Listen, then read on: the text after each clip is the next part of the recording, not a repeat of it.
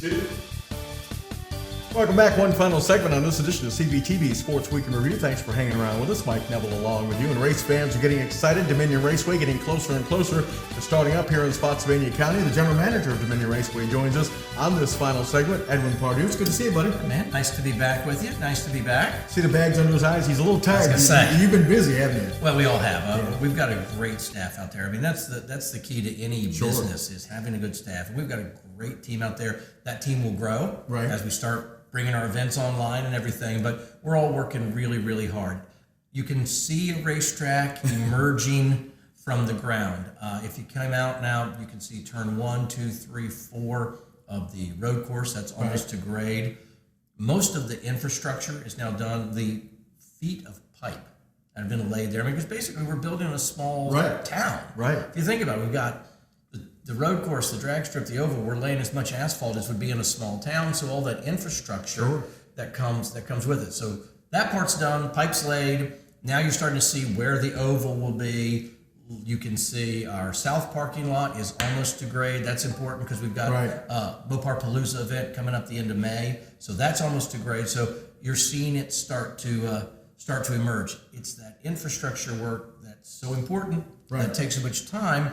You don't see all the work that's lying underneath the ground right now. Well, this is obviously it's not a playground you're dealing. I mean, it's a big playground, but it's not bigger. It's a playground, but it's a major playground. So later this summer we'll see some cars on the road course. We'll get some cars on our oval this fall, and we're still on track to add the drag strip after that. The big thing that's happened is we've launched, I mentioned to you before, our Drivers Club. Our Drivers Club has launched, so we've got members signing up for the Drivers Club. And if you remember, it's like a country club for golf, except instead of going to play 18 holes, you come out and drive your car fast in an area where you won't get a ticket. Now, this is for road course only drivers, or is this? It is. It's typically been for road course drivers. We've looked at other models around the country. So imagine a man of your stature has a really fast, expensive sports car. You know it'll go about 140. You saw me there, huh? Right, exactly. I saw your contract. But you know your car will do 140. Right. But you're a reasonable person. You're not going to go down the interstate at 140. Right. You join the country club model, our Drivers Club at Dominion Raceway. You bring your car out on club days, and the only thing that determines your speed limit is your right foot and the ability of your car. Now, how can you get in touch with you as far as possibly learning more about this membership? The website's great. The Drivers Club at DR for Dominion Raceway. So the Drivers Club at DR gives you all the information about how you join, what benefits come with memberships, and again, we've already had members signing up. So that's been the big, since you and I talked last, that's been our big initiative, is to launch our Drivers Club, and the folks who have signed up so far just can't wait to get out on the racetrack. Is this something that's been done at other road courses? Because I was wondering how you got the idea, because it's a great idea. It's like all good ideas. It's stolen. It's become pretty much a standard for these types of race courses. And it's the idea of, one, giving some ownership to these club members. Two, it's a chance to get those cars on a facility that was designed for that type of car.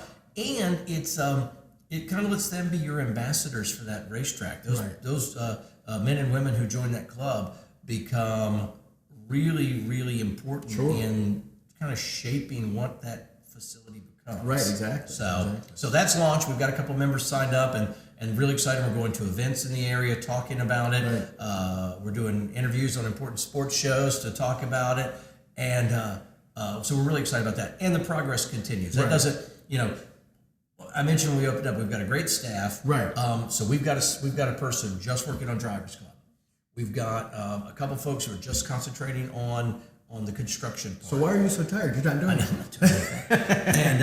And then working on sponsorships and our marketing and scheduling. I had a guy out at the track today who does a motorcycle school. Oh, okay. And he just can't wait to have access to the road course. For our NASCAR fans, I've got a meeting coming up this week.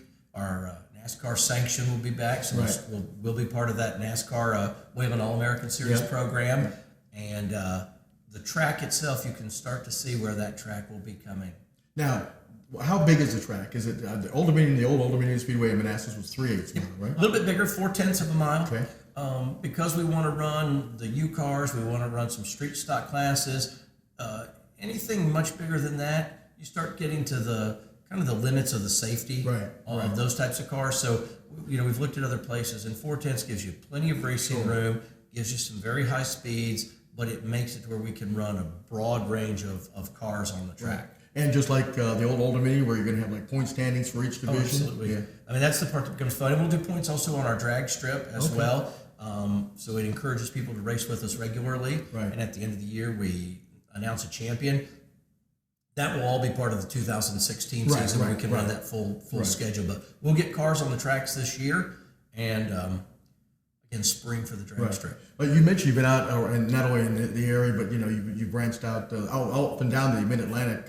What's some of the reaction been like for fans? I know they're really excited. I mean, race fans are dedicated and very excited about tracks. I'm sure they're excited about this one. The neat thing, we were up meeting with some Lamborghini and Ferrari owners in Northern Virginia a couple weeks ago, and they were aware of the facility, excited about the facility. So that word has gotten out. Of course, in the that oval track community is real tight, so everybody's talking about it.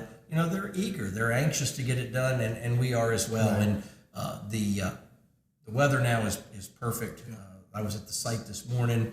They're moving tons and tons and tons of dirt, and you see things coming to grade. Very soon, we'll start putting down some asphalt. Very good. You mentioned Mopar Palooza, I believe is. Explain to you what that is. It's a great event. May 30th, Mopar Palooza. It's one of the biggest Mopar shows on the East Coast. It benefits the Fisher House, which, if you're familiar, it's like the Ronald McDonald House, except it's for injured soldiers and their families. And Dodge has already come on board and said they will do a huge match to any of the money that we raise. We expect probably 600 cars there. They register into a show. Dodge will be on hand doing their Dodge activation program, where you can go out and test drive a Dart or a Challenger. And we're really excited about it. And spectators, it's open to spectators. They can come and check out all the cars as well. Saturday, May 30th. And what time does it begin? It'll open, the gates will open up early, like at 7 for the show cars to come in, and everything should wrap up around 3:30.